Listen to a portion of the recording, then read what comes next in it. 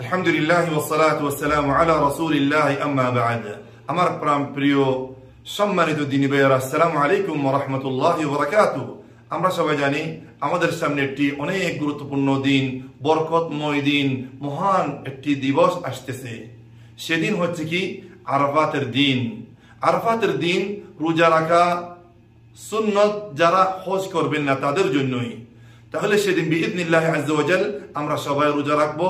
হযরত আবু কাতাদা রাদিয়াল্লাহু তাআলা আনহু বর্ণনা করেন যে রাসূলুল্লাহ সাল্লাল্লাহু আলাইহি ওয়াসাল্লাম ফরমায়েছেন, বলেছেন, ইন্নী আহতাসিবু আলাল্লাহ সিয়াম ইয়াউমি আরাফা, আরাফার দিন রোজা রাখা আমি আল্লাহর কাছে আশাবাদী যে আমার উম্মতের যারা রোজা রাখবে তাদের বিগত 1 বছর গুনাহ মাফ করে দিবেন এবং সামনে 1 বছর গুনাহ মাফ করে দিবেন।